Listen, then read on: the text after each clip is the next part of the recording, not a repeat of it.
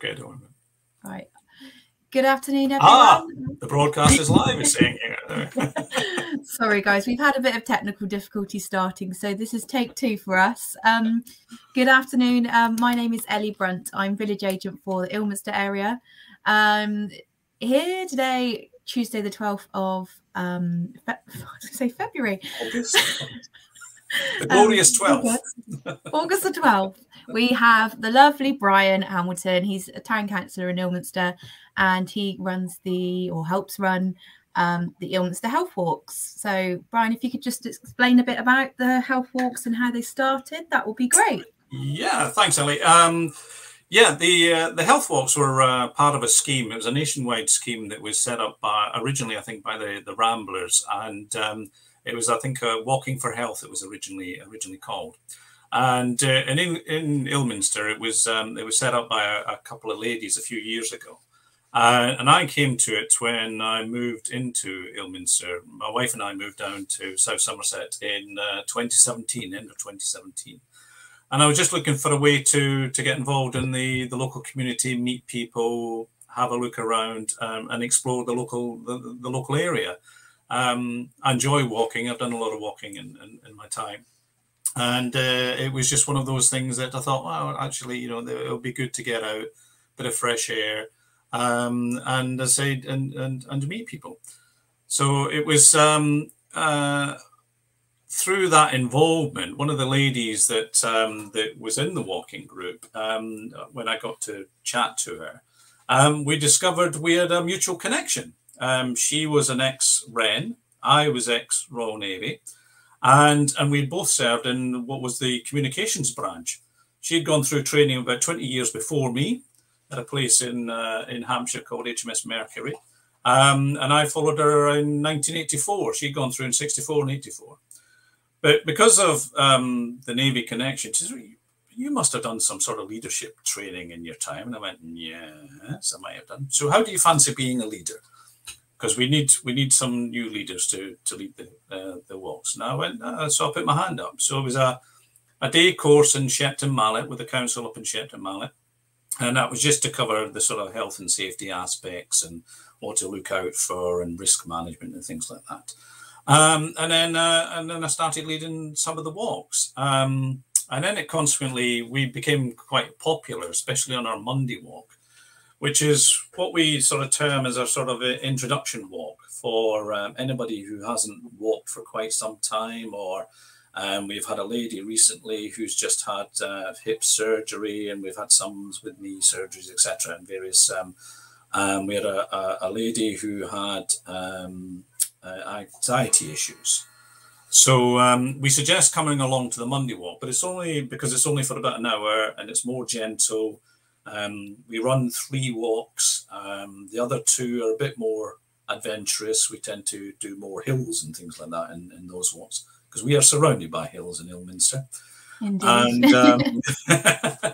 And so we suggest to people, if they haven't been for a little while, to come along to the Monday walk, have an hour, and we don't got a particularly fast pace because it's more about the walking and the talking. Really, it's more about getting to know people, exchanging ideas and chat and chit chat and gossip and it's just a way of walking along, and we often find, as I was saying to you earlier, Ellie, that at the end of the walk, people go, "Oh, that was a really nice walk, Brian. Can't remember where we went, but it was really nice," because they've just spent so much time chatting and nattering, and often it's we have a gentleman who comes along and he's on his own. He lives on his own. But he comes along and he really enjoys it because it's just that one time in the week when he's actually meeting people, and it gets him out of the house. It effectively forces him out of the house to go and have a bit of exercise and a bit of a natter, and through mutual friendships strike up and mutual help strikes up. So when we went into COVID last year, all the walks had to stop. But because I had people's phone numbers for emergencies, I was able to phone them up and chat to them and see that they were all right, and that if they needed anything, just to give me a shout. We gradually came out of COVID, and we managed to get back with the walks. And then, luckily, they turned around and said, you know, as long as you're outdoors and it's organised, you can meet up to 30 people, which was easy for us because we average about maybe 10 each walk for us, depending on the weather. Some people don't do walking in the wet, others don't mind it. But yeah, so depending on the weather, but it's usually about 10 or so that we get. Okay.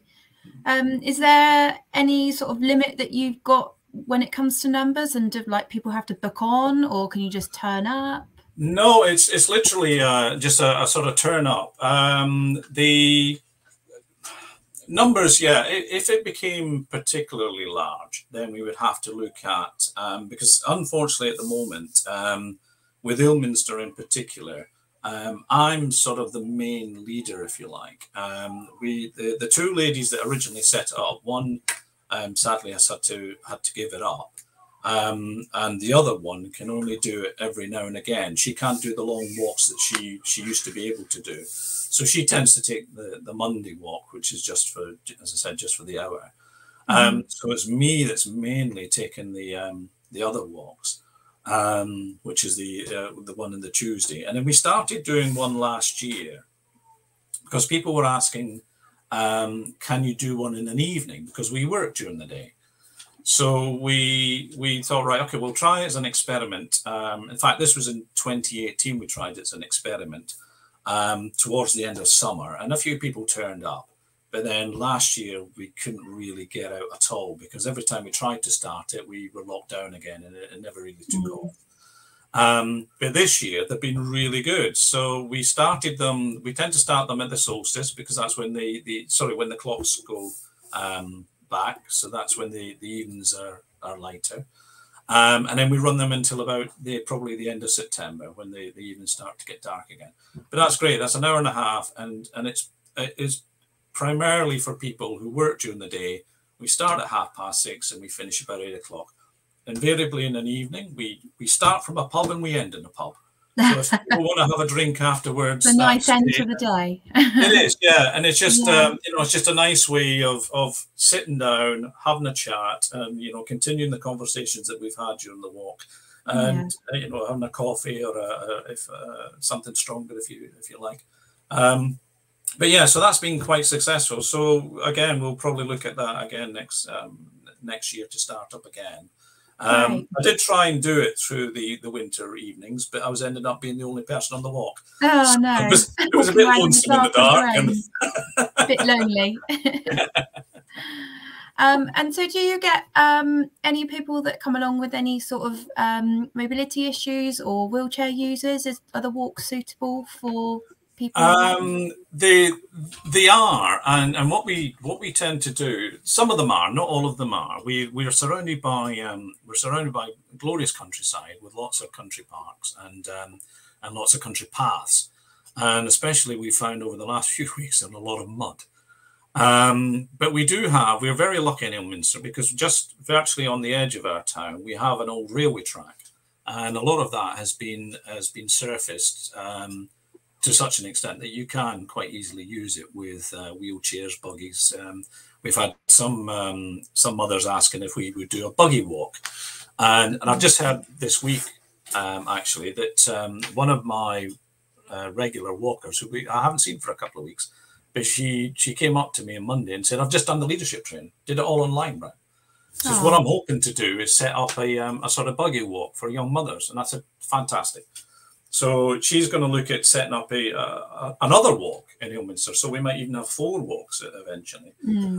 But what we tend to do is we wait to see who turns up on the day, and then we adjust the walks accordingly. So if somebody came along with a wheelchair or pushing a wheelchair, then we would adjust the walk accordingly. And we have the option of being able to use these paths that would be suitable for wheelchair users.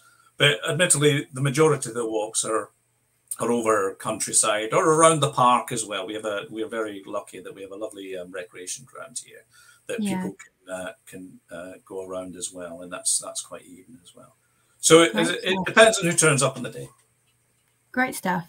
And so obviously you have your Mondays, that's your sort of introductory, shorter, easier walk. What sort of length are the walks that you do, the different walks, roughly? It's more to do with time than length. We're limited. One of the things when the scheme was originally set up with the Ramblers, because of insurance issues, they could only do a maximum of 1.5 hours. Then a couple of years ago, we sort of broke from the Ramblers. I'm not too sure about the politics of what happened there, but Somerset County decided to set up its own sort of offshoot called the Somerset Health Walks, and we were still limited to the 1.5 hours. So it depends, again, it depends on who turns up in the day. So on a Monday, we tend to maybe do 2, maybe 3 miles at a push. I mean, the average walking pace is between 3 and 4 miles. So we do maybe 2, as I say, 2 or 3 miles. On the 1.5 hour walks, we'll maybe do 3 to 4 miles. Depending on who's with us on the walk. We have a couple of ladies that come on the Tuesday walk that don't walk as fast as everybody else, and that's how we pace it. We walk as fast as the slowest person, and we're very conscious that there are some racing snakes amongst the walkers. But once they get talking, they're a mile ahead. Come back and that sort of thing. But we keep an eye on everybody, and we certainly make sure. But one of the things that I do try to do with my walk, and I don't know, I can't say if this is the same for everybody, but I do try to, if we have regular walkers, I do try to challenge them a little bit more. So this week, for example, I took them up a set of steps, 49 steps. And there was a lady, once we got to the top, she said, I would never have thought of doing that on my own. And we had to sit there we had to stand there for a few minutes while she got her breath back. She said, I'm really glad I did that. It's something I probably would not consider on my own, but with a group. Yeah, that's really good. Yeah. So obviously it's, obviously the walks are giving people the sort of morale to do these sort of things, which they normally wouldn't do alone. So it's obviously a great thing for people personally, not only physically, but mentally as well. Because as you say, that lady probably would have not done it on her own. So without you guys. Exactly. Yeah. It's just the, I mean, I'd do it with the regulars. If somebody turned up brand new and I'm not sure how far or how fast they were able to walk, then we would adjust, as I say, we would adjust the walk accordingly. Yeah. I just saw a question about Mickey in the back. Yeah. Mickey's my late mother-in-law. She was a big fan of Mickey Mouse from when she was a young girl. And we actually bought this. Which way do I go? We actually bought this one. We were lucky enough when I was in the Navy to visit New York one year, and great. And we went into a Disney store and we brought him back from New York. And so he sits up there in the corner and just oversees it. And sometimes he comes out with better sense than some counsellors I talk to. But oh, great. Another question we've got here. How can you go about setting up a similar group in England? Is it different in sort of other parts of the country, or is it? Ours are set up through. Ours are set up through the district council as we stand at the moment. So it's the 4 district councils organise the walks, and we have an officer, Julie, who sort of oversees all of the walks for South Somerset District Council. And then similar, she has an equal, somebody in Mendip, somebody in Sedgemoor, somebody in Somerset West and Taunton. But the best thing is either to talk to your local council or talk to the Ramblers, because they still do walking for health programs around the country. It's just that Somerset decided to go its own way a couple of years ago. But yeah, talk to the Ramblers, talk to your local council. Even your local town council would be able to put in. I mean, the way I found out about this particular walk was from the library. Yeah. I went into the library and there was a poster in the library advertising the walk. So there might be information in your library, or they might know your local information centre the same. But if you don't have one in your area, probably the best thing is to get hold of your district council or your unitary council, or whichever one, and they may be able to put you in the right direction. Or there may be one somewhere else in the county or the district that you're in, but that will have a point of contact, and you can always talk to them, and you can always, and before you try it, take them a visit. I mean, we welcome people from all the villages around here. They come from far and wide to attend the walks. So just go along to one walk and talk to one of the leaders, and they'll be able to advise you. Great stuff. Okay. What's the age range? Is it varying different ages? Anyone and everyone? There is no age is no barrier. We have we've had a young girl of 9 and our oldest walker at the moment is 83. Okay. And but the age is no barrier. Okay. And there's if we've got any grandparents in the holidays looking after the little ones, yes. yeah. Anybody's welcome. And we have dogs as well. I was going to ask that question. Unfortunately, one of our walks we can't take dogs because a couple of our ladies are quite anxious about dogs. Okay. So we don't have dogs in that walk, but the other ones they're quite welcome to bring the dogs along. Great. And obviously you sort of limit the distance to what time you've got. The routes that you do, have you got a set bank of routes that you use, or do you make it up as you go along, or I'd like to say yes, I make it up as I go. It does, as I say, it does depend on who's on the walk. So I'll start off with a route in my mind that this is where we'll go today. Yeah. But it will depend on how far we get, how fast we go, etc. The route will get adjusted again, it get adjusted accordingly. So, for example, a perfect example is on Monday. After I'd taken them up this staircase, we had to pause for a little while people got the breaths and then carried on. So that, of course, that chips away at the time. So it's right. Okay, so we can't go where I thought we might be able to go. So we'll cut off at one point. And as I say, we're quite lucky that we have a lot of a good network of paths around here where you can cut a walk short and take a shortcut across a field and then end up back in roughly the time that you estimate. So it's adjusting. Yeah, it's being flexible and how. Yeah, exactly. Do you ever get any sort of people that aren't so familiar with the area and you take them on a bit of a sort of magical mystery tour and show them? Oh yes. Well, actually, right now. Yeah, I mean those steps are a good example. Yeah. A lot of people had walked past these steps and didn't know where they went. Yeah. So we got to the top of the steps and went, I've lived here 20 years and never knew these steps were there. Yeah. Similarly, we have, last Thursday, for example, we had a couple who literally just moved into the town. They moved in a month ago and they thought this would be a great way of exploring the town and getting to know people. Yeah. We have another couple that come on, that come quite regularly on one of the walks, and they've lived in the town quite a few years, but both of them have just recently retired. Okay. So they decided to come along in the walks just to get a bit more knowledge about the footpaths around, and again meet other people because they live just slightly out of the town, so it was a way of coming into the town and getting to meet people in the town. Yeah, great stuff. So it's a bit of a sightseeing tour as well, then. It is, yes, and if you're really lucky, I'll give you some history as well. Yeah, that's great. What can you do if you find footpaths blocked or overgrown? You can report them. I can't answer for every local authority, but we have in Somerset, we have an online app that you can go onto and you can report broken stiles, overgrown hedges. I use it quite often myself.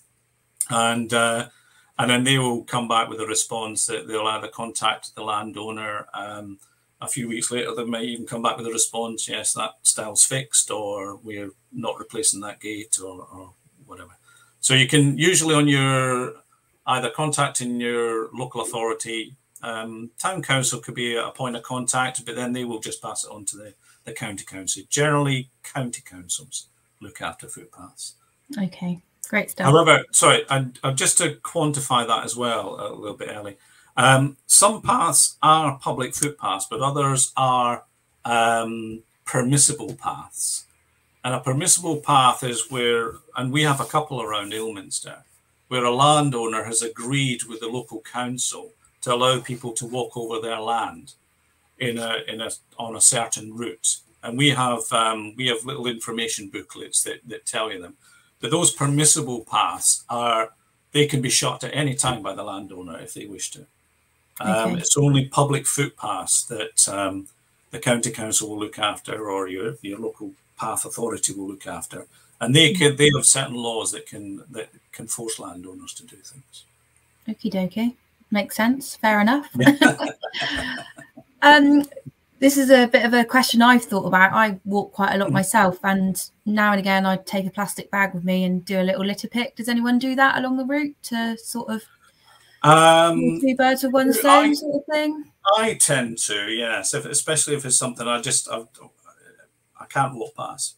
But what I do on my own is I try to go for a walk every morning on my own, and it just sort of clears my head and gets me ready for the day, and I just think out what I'm going to do, and it's along the old railway track. It's along the cycle track, the old railway track, out to a little place called Donyat, and then another little place called Peacemarsh further on. And one morning I noticed this lady coming in the opposite direction, and every morning she walks this beautiful dog, and she was always carrying a plastic bag. And then one morning I saw her picking up litter, and I thought, I could be doing that. So I went away to a well-known online retailer and purchased some litter pickers, because I was always carrying my walking stick anyway. I've got a stick, a walking pole that I walk with, and I was always carrying that anyway. And so I go along now, and I've got this stick, and I carry a bag with me, and I pick things up. I walk the route first. I see where the rubbish is, and then on the way back, I pick it up as I come back. And it varies in how much I pick up, depending on how much people have thrown away. But I just think of it. It may not be much, but it's something. It's better than rather nothing. Than just walk past it. And I try to take when I go out on a walk, I try to take a carrier bag with me, just to, if there is something there. I mean, I won't pick anything up unless I've got my gloves with me. Of course. Or unless it's something that's obvious. But anything, I mean, a lot of things that we find at the moment is face masks. Face masks on the side of roads, etc. But mainly it's drinks, cans, bottles, bags. I found a whole shopping bag one morning. Oh wow! It had a pound of mince, it had bolognese sauce, it had a pack of bacon in there. Somebody had thrown it into the hedge. Wow. And that was somebody's romantic meal that evening. I don't know. Or a packet of pasta. That was the thing, a packet of pasta. I thought, somebody was heading for a romantic meal that evening and just decided to either lose it. I just can't understand how it change your mind. But yeah, so it's gone from some extremes to just picking up bits of litter. Yeah, great. Okay. And well, I think we've sort of covered everything and some of the questions that I've had sent to me. So I think we'll wrap it up there, Brian. Thank you very much for your time. Do apologise to everyone and you, Brian, for the technical difficulty at the beginning. I had the giggles. This is my first Talking Cafe, so thank you very much, everyone. And thanks to Brian for being so great. You can go along to the Ilminster Health Walks. It's all online, isn't it, Brian? It's on your Ilminster. Yeah, I try to put an advert on usually on a Sunday just to advertise the walks. Yeah. Not all of them I'm able to lead. So and I do put that on there. But what's been good is because people have been meeting quite regularly, they're all used to each other. So they turn up on their own and then they go, wow, let's go this way and go that way. Admittedly, they've come back and said, "Oh, I'm glad you're back, Brian, because we got lost last week." But it's good that they've done that. They've created their own little sort of group now, and they're quite confident on going out and welcoming anybody that's new to the group. That's great. It's really nice. It's really nice to know that there's sort of that social side of it out there as well, and it's not just obviously for your physical well-being, but your mental well-being as well. Because as we know, over the last year or so, life has become quite isolating. So it's nice to know that there's that outlet there available for people to meet new people and also get themselves a bit fitter as well. So it is, and you're quite right. It is really mental health wise, it's just great just to like you say there, like just to chat to people, just to wonder. And I mean, you're not forced to chat. You don't have to chat if you don't want to. I mean, I've noticed, the walkers just sort of walking along and just taking in the scenery. So there's no pressure on anybody to engage. If they don't want to engage, they can just simply join the company and walk along. Yeah, great. All right, Brian. Well, we will leave it there. Thank you very much for your time, and thank you for watching. And thanks to Dave in the background. Bye-bye. Thank you. Thank you.